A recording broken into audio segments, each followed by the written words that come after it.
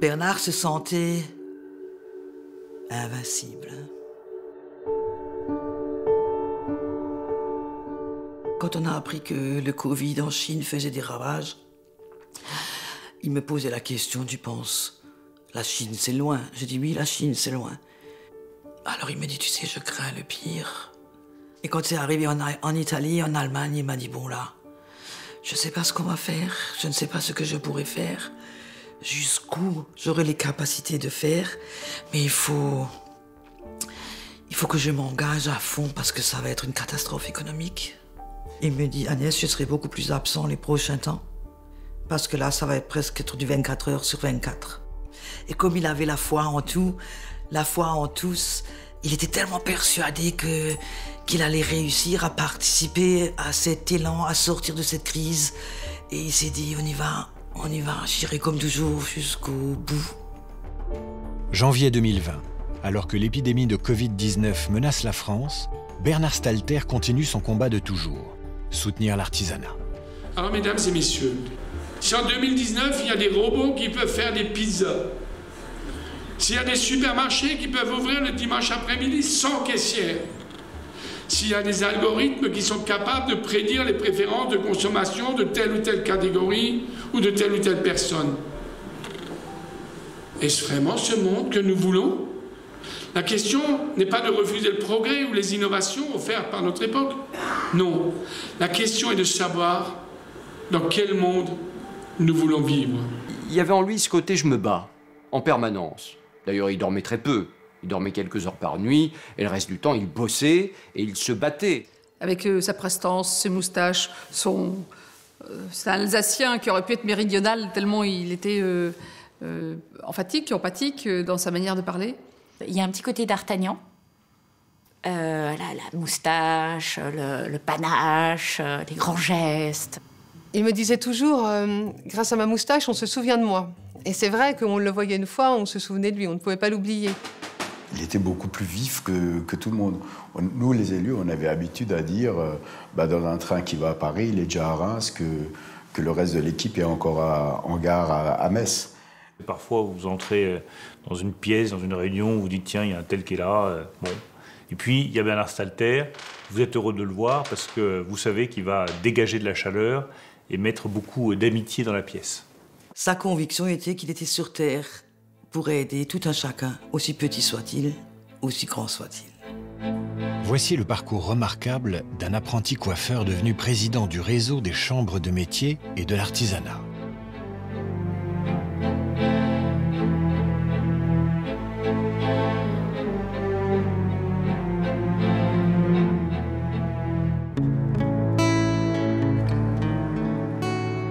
Pour Bernard Stalter, tout a commencé en Alsace, son cocon naturel.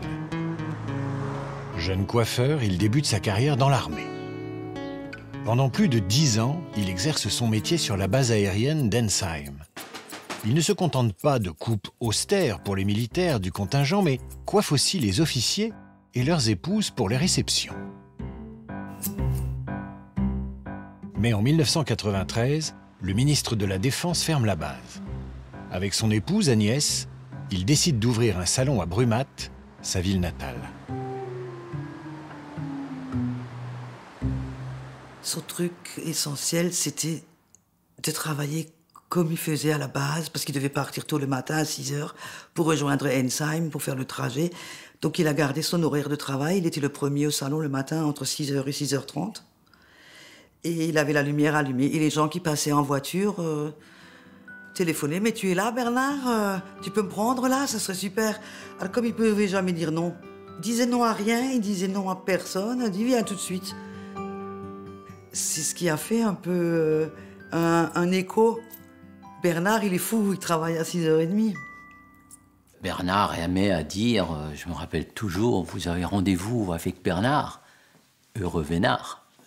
Ces clients qui venaient entre 6h30 et 9h, mais ils prenaient rendez-vous pour être coiffés par papa, mais en même temps pour pouvoir échanger sur le monde politique, sur le monde artisanal, pour avoir un échange de tout ce qui se dit et tout ce qui se fait à Paris ou en région, et d'échanger des points de vue.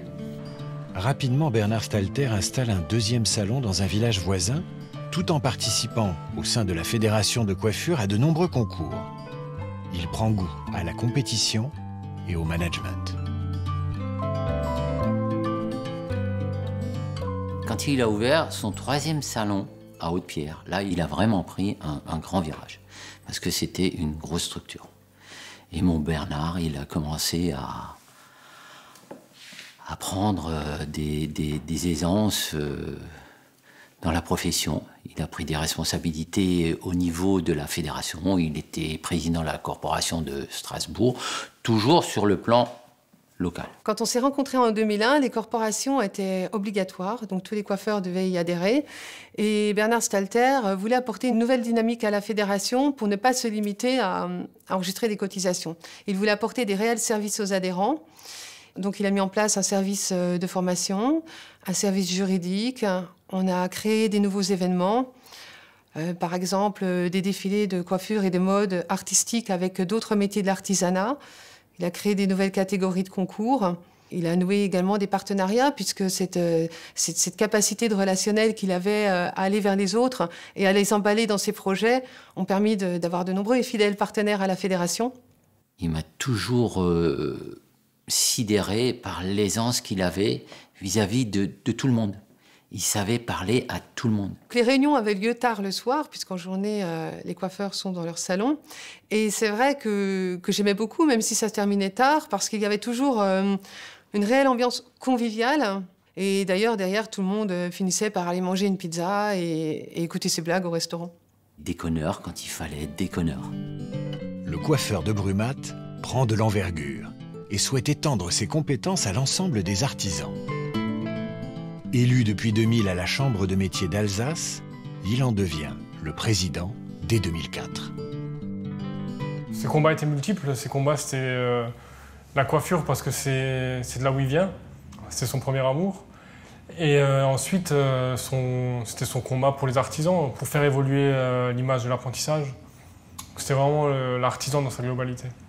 Quand on est arrivé ensemble à la Chambre des métiers, il disait que un des métiers qui était le plus en tension, c'était celui de boucher-charcutier. Tous les voyants étaient rouges, pas de mois d'apprentissage, année en année. Et puis c'est un dossier qu'il a pris à bras-le-corps. Donc, il m'a pris comme témoin pour ça. Il m'a demandé, voilà, il faut qu'on fasse quelque chose, il faut que la boucherie puisse repartir, et puis qu'il y ait des apprentis qui viennent. Et puis, quelque part, il fallait qu'on rende notre métier un peu plus sexy. Et c'est ce qu'on a réussi à faire au fil du temps dans ma corporation. Puis Bernard s'est battu pour plein de dossiers autour de la boucherie quand j'étais président de corpo, mais comme il se battait également pour les dossiers des autres métiers. Il n'y a aucun dossier qui ne valait pas qu'il se batte. Et il s'est battu pour tant de dossiers. Notre premier travail, c'est tout simplement, et surtout chez les fleuristes, de rendre les Français heureux. D'être un élément de pardon quand on a fait des erreurs. Vous êtes des vrais éléments et vous avez réussi quand même à avoir cette force, avoir une fête presque tous les dimanches. Il n'y a pas un dimanche où on me dit pas, mais il y a la fête de la grand-mère, la fête des mères, la fête des secrétaires, mais c'est fabuleux ce que vous avez réussi à faire. Et moi, le président des coiffeurs, j'aimerais bien rivaliser que tous les dimanches, il y a une fête, que tout le monde aille chez le coiffeur tous les samedis. J'y suis pas encore arrivé, mais j'y travaille. Dans son combat pour l'artisanat, Bernard Stalter va jusqu'à prendre des responsabilités politiques. En 2016, il intègre le Conseil régional du Grand Est. La région Grand Est, c'est une grande région, Alsace, Lorraine, Champagne-Ardenne, compliquée à mettre en place, parce que tout le monde n'avait pas envie que ça se fasse. Puis à un moment donné, lui me dit, oui, mais dans cette liste, il est où l'artisan? Celui qui va défendre l'artisanat, celui qui va porter. On dit, mais il n'y a personne d'identifié comme étant tel.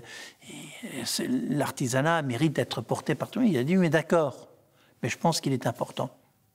Et c'est comme ça que je lui ai dit, mais toi, ta place là-dedans. Et puis il s'est engagé. Il a accepté de porter en plus la responsabilité politique de l'artisanat au sein même du Conseil régional. Et à la région Grand Est, Bernard Stalter défend tous les métiers de l'artisanat. Il enfourche également son cheval de bataille, l'apprentissage. Il voulait qu'on reconnaisse reconnaissent l'apprentissage et que les jeunes qui sont pas forcément en échec scolaire, parce que souvent on disait les jeunes en échec scolaire, tu vas faire coiffeur, couturière, vendeuse, puisque tu n'es pas capable de faire autre chose. Lui, au contraire, il disait les jeunes qui n'ont plus envie d'aller à l'école ne sont pas forcément les plus bêtes. Mais ils ont envie d'autre chose, ils ont envie de travailler leurs mains, ils ont envie du côté artistique des différents métiers, que ce soit boulanger, boucher, menuisier, tailleur de pierre. Il y a des métiers qui sont tellement fabuleux. Et Bernard a tout axé là-dessus. Il voulait absolument que les jeunes trouvent leur voie. Quand il entendait « Oh, bah, tu peux pas faire d'études, c'est pas grave, tu vas faire coiffeur », il a dit « Mais c'est quoi ça ?» Ah, mais il ne supportait pas ces paroles. Il devenait rouge de fureur. Et c'est pour ça qu'il avait cet engagement. Je pense qu'il avait, dans sa vie, il avait cette mission. Alors la réussite dans la vie, c'est pas forcément l'ENA ou Polytechnique. Il faudrait que chacun trouve son bonheur dans le métier qu'il s'est choisi. Alors énarque ou pas, aucune importance. Bernard, ça l'a énormément froissé, qu'on dise que mon enfant ne fera pas d'apprentissage, parce qu'il a dit, ça veut dire que tous les métiers autour de nous sont dénigrés, alors qu'on a tous besoin de notre boulanger pour chercher notre pain le matin. On a tous besoin de notre boucher, de notre poissonnier, de notre couturière. Que ferons-nous sans tous ces gens-là? C'est pas l'énarque qui me nourrit au quotidien. Juste simplement un chiffre. 23% d'apprentis en Allemagne, 7% en France. 23% de jeunes sans emploi, sans formation en France, 7% en Allemagne. Donc c'est un intérêt général pour les entreprises, pour les jeunes, pour notre pays, pour que dès demain matin, on se mobilise tous pour l'apprentissage. Au cours de sa carrière de coiffeur, Bernard Stalter aura lui-même pris sous son aile pas moins de 70 apprentis. Il fallait qu'il forme, il fallait qu'il donne, il fallait qu'il forme beaucoup d'apprentis. D'ailleurs, il en a formé d'innombrables. Il les amenait à faire pareil que lui, des concours, des shows de coiffure, des présentations de nouvelles lignes. D'ailleurs, il a sorti des pépites de ses salons de coiffure.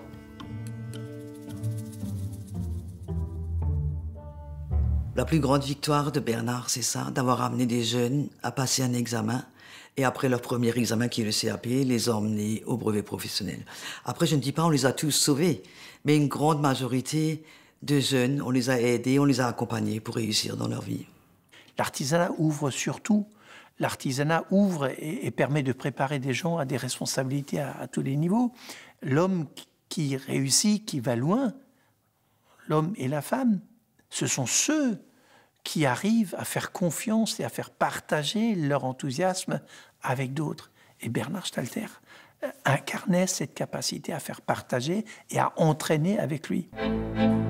Pour défendre les coiffeurs et leurs qualifications, Bernard Stalter n'a pas hésité à ferrailler de sa verve mouchetée avec un ancien ministre de l'économie et des finances. Nous sommes en 2016 et la scène a pour décor le salon Mondial Coiffure Beauté. Ce jour-là, parmi les invités d'honneur, il y avait un candidat à la présidence de la République, un certain Emmanuel Macron. Emmanuel Macron avait projeté de déréglementer les professions.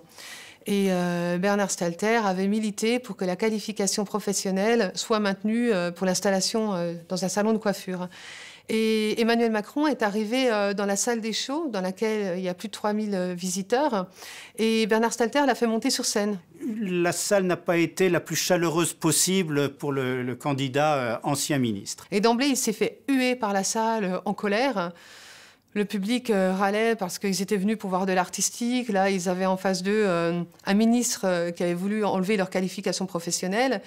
Et c'était très perturbant. Et Bernard Stalter a pris le micro à Emmanuel Macron et il a commencé de manière affirmée à expliquer haut et fort qu'en fait, ils s'étaient rencontrés peu de temps avant et que Emmanuel Macron avait compris l'importance de la qualification professionnelle dans le métier de coiffeur et qu'il avait décidé de la maintenir. Je l'ai vu monter en puissance avec des phrases extraordinaire, une façon de faire le tour du sujet, de retourner les choses, et puis petit à petit, un peu comme un joueur de Chistera prend la balle et puis la renvoie complètement dans un très très bel élan physique, et bien là on le sentait physiquement que ces paroles emportaient petit à petit l'adhésion de l'assistance, et d'une salle peu chaleureuse, il a transformé en une ovation pour le candidat Emmanuel Macron. Je crois que ça a été le plus grand art que j'ai vu, le plus grand exercice, le plus grand exemple de l'art de Bernard Stalter à reprendre une situation et à générer des enthousiasmes. Il est évident que l'intervention de Bernard Stalter a sauvé Emmanuel Macron ce jour-là, parce qu'il y avait l'œil des caméras, c'était pas facile pour lui. Et Bernard m'a expliqué à quel point le diplôme était essentiel, d'abord pour la reconnaissance du métier, pour la qualité du métier, et pour ce statut d'artisan. Il a eu gain de cause, on a maintenu l'obligation d'avoir un diplôme de coiffeur pour ouvrir un salon de coiffure, et je pense qu'il avait parfaitement raison. Il y a de la noblesse dans les métiers d'artisanat, et cette noblesse, elle se reconnaît aussi dans le diplôme. Et donc Bernard fait partie des personnes qui m'ont convaincu que si on voulait être coiffeur, il fallait maintenir une obligation de diplôme. Il entraînait les gens à adhérer à une vision très positive des choses. C'était toujours positif. Quelques mois plus tard, fin 2016, Bernard Stalter est élu président du réseau des chambres de métiers et porte ainsi la défense de l'artisanat au niveau national. Il est largement consulté pour les réformes voulues par le nouveau chef de l'État, comme la loi « Choisir son avenir professionnel ». Alors pour préparer la loi pour la liberté de choisir son avenir professionnel, j'avais un gros volet apprentissage, un volet formation professionnelle continue et droit à la formation, ce qui a donné mon cours de formation, l'égalité homme-femme et l'accès des handicapés au monde du travail. Sur l'apprentissage, vraiment, j'ai proposé tout de suite au président de la République, qu'il a tout à fait adopté, l'idée qu'il fallait faire une révolution complète. Et là-dessus, Bernard tout de suite a engagé la CBA dans un livre blanc, avec des 30 propositions qui ont été très utiles. Le livre blanc de la CMA m'a été vraiment très utile parce qu'ils ont vraiment réfléchi sur l'apprentissage de demain. Et moi, c'est un de mes combats depuis 40 ans. Je crois qu'on fait fausse route qu'on oppose la tête et les mains. L'intelligence de la main, c'est une évidence. Elle suppose une intelligence très profonde, sensible et raisonnée. Et je pense que ce combat culturel, on le partageait déjà avant. La réforme de l'apprentissage, la révolution de l'apprentissage qu'on a faite en France aurait été différente sans Bernard Stalter. En tout cas, il s'est beaucoup battu pour faire comprendre la finalité de la loi et de faire en sorte de bien prendre en considération un certain nombre d'éléments pour mettre cette filière de formation au plus haut niveau de reconnaissance et de permettre aussi aux jeunes d'y accéder sans aucune difficulté, sans avoir, j'irais, en arrière-pensée le fait d'avoir le sentiment d'avoir échoué. L'apprentissage n'était plus une honte. Et c'est ça qui était formidable. Il continuait plus, j'ai envie de dire que, pour l'avoir entendu là-dessus, il continuait plus à se battre de manière, pas violente, mais avec des mots un peu aiguisés, on va dire, contre l'éducation nationale, là oui, que contre tel ou tel ministre et de manière violente. Ce qui nous a fait nous rencontrer, c'est, je crois, la même humanité. Alors j'ai beaucoup travaillé avec lui sur la loi Pacte, donc la loi sur les petites entreprises. Il a apporté toute sa défense des artisans, sa simplification. Bernard était attaché à la défense de stages préalables à l'installation, le fameux SPI, donc on a eu des grands débats là-dessus. Il défendait ses positions avec beaucoup de constance, avec beaucoup de fermeté, mais sans jamais aller à la confrontation qu'il jugeait tout à fait inutile. Et d'ailleurs, il a raison, parce qu'il a eu gain de cause sur beaucoup de sujets, uniquement avec cette stratégie. Il défendait pas de façon corporatiste. Il défendait par conviction. Et ça fait la différence. Sa force de conviction, c'est qu'on n'a pas envie de lui dire non. Parce qu'au fond, il a tellement été dans la sollicitude, dans l'écoute, dans la bienveillance, dans la chaleur, que c'est difficile de lui refuser quelque chose. Et en même temps, il sait bien argumenter. Il sait aussi se mettre à votre place pour trouver des arguments qui vous apportent quelque chose. Il savait être votre allié, et du coup, comme c'était votre allié, il fallait jouer avec et lui apporter des choses. Bernard Stalter est sur tous les fronts. Il cumule les mandats alsaciens et nationaux. Il devient un rouage indispensable entre les artisans et le gouvernement. On était en train de discuter, lui et moi, Son téléphone sonne, il me dit « C'est le président de la République qui me téléphone ». Il s'éloigne, il revient 15 minutes plus tard et il me dit « Je viens de refuser le poste de secrétaire d'État chargé de l'artisanat ». Alors j'étais quand même étonné et il m'a expliqué, et ça tient la route. Il me dit « Tu sais, être ministre pour moi, ça veut dire quelque part devoir marcher dans la ligne directrice du gouvernement. Et je ne pourrais pas défendre les artisans de la même façon à ce niveau-là qu'en restant tout en bas et à l'extérieur. » Tout le monde, chaque parlementaire, chaque président de conseil régional, tout le monde aime l'artisanat. Régulièrement, il nous manque des preuves d'amour. Et quand il s'exprimait sur sa conviction par rapport à l'artisanat, on en oubliait même le fait qu'il soit président de CMA France. C'était le chef d'entreprise d'une entreprise artisanale, un coiffeur, qui s'exprimait en fonction de ce qu'il vivait tous les jours. Il continuait à coiffer.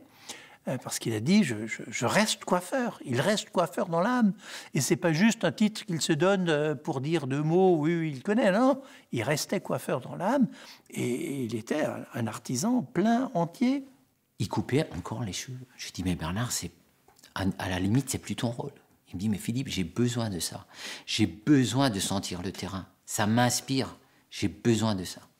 Un jour, il mettait en boîte mon directeur de cabinet parce on travaillait jour et nuit à cette époque-là. Et à ce moment-là, il n'avait pas le temps d'aller chez le coiffeur. Il dit, écoute, c'est insupportable. Vraiment, tu devrais te coiffer. Et en rigolant, il dit, si tu veux, j'amène mes ciseaux. Il amenait les ciseaux et à minuit, il a coupé les cheveux dans mon bureau. On était morts de rire tous les trois. Mais voilà, c'est cette anecdote juste pour dire qu'il ne voulait pas perdre le métier. Mais à la fin de l'année 2018, la France se met en colère avec les Gilets jaunes, puis un an plus tard avec la protestation contre la réforme des retraites. Bernard Stalter mobilise alors le ministère des Finances pour sauver les commerces fragilisés. On est allés ensemble à plusieurs reprises faire le tour de rues commerçantes où on allait chez le boucher, chez le fromager, chez le fleuriste. C'était pas juste pour la photo, mais c'était quelque chose qui permettait à ces professionnels de reprendre de l'élan, de retrouver de la fierté. Et derrière, il y avait tout le travail qu'ils faisaient évidemment aussi pour les accompagner et faire en sorte qu'on puisse mettre en place des systèmes financiers, de trésorerie, etc. pour les accompagner de manière ultra concrète. Début 2020, l'épidémie de Covid-19 vient compliquer la croisade de Bernard Stalter. Il se demandait si ça n'allait pas être la crise de trop par rapport à un secteur très touché. L'économie de proximité, c'est très sensible par rapport à cette actualité et c'était vraiment son angoisse. C'était que ce soit le troisième coup de trop pour certaines entreprises. Mais la situation est grave, il faut qu'on évite une pandémie économique. On est au service des indépendants. Moi, je demande à toutes les chambres des métiers d'être dès demain matin sur le pont pour accompagner les entreprises artisanales dans les démarches administratives et surtout pour les rassurer. Et on se sentait vraiment préoccupé, encore plus que d'habitude, sur qu'est-ce que je peux, moi, Bernard Stalter, apporter pour mes confrères, apporter pour les entreprises, sur quoi on peut se battre. Il voulait rencontrer tout le monde, il sollicitait des rendez-vous en permanence pour contribuer, pour participer aux prises de décision, pour essayer d'être dans l'urgence. Et puis, on sentait bien qu'il avait une perception assez fine de la catastrophe qui allait arriver. Et c'est dans ce combat devant les difficultés du confinement que tout bascule.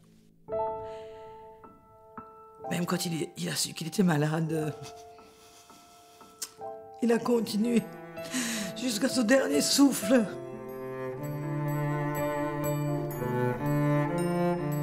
Et là encore, il était très inquiet quant à la suite des événements, quant à l'avenir des artisans. Et il se battait encore, il voulais encore se battre. Je lui ai eu au téléphone quelques jours plus tard encore, et puis et il disait ça va aller. Puis voilà. Je devais lui remettre la médaille au nom de la République, au nom du président de la République, officier de la Légion d'honneur. Et évidemment, tout de suite, il m'a proposé qu'on ne le fasse pas sous les heures de la République à Paris, mais qu'on le fasse en Alsace, avec 300 artisans et apprentis. C'est ce que nous avions prévu pour le mois d'avril. Je venais en Alsace, avec 300 artisans et apprentis, et c'est là que je l'honorais au nom de la République. Ce même jour d'avril, le Covid-19 a choisi de terrasser Bernard Stalter. Il est mort d'avoir serré tant de mains, claqué tant de bises, embrassé tant de causes. Alors on a quelqu'un qu'on aime, qui n'est plus là, mais qui a beaucoup semé. Et la semence porte aujourd'hui. La grande leçon, c'est qu'un apprenti d'un métier, boucher, fleuriste, peut arriver à s'élever en faisant son métier, en ayant des valeurs. Et il a réussi quelque chose qui est peut-être plus important que tout, c'est qu'il a laissé une trace profonde dans la mémoire des gens qui l'ont rencontré. Vous pouvez parler à tout le monde de Bernard Salter, tout le monde se souvient de Bernard Salter. On se rappelle son visage, on se rappelle son nom, on se rappelle son sourire, et on est triste qu'il ne soit plus là. Chez les artisans, les maîtres ont l'habitude de s'effacer quand l'apprenti est bien formé. Mais dans le salon de Brumat, il est toujours là.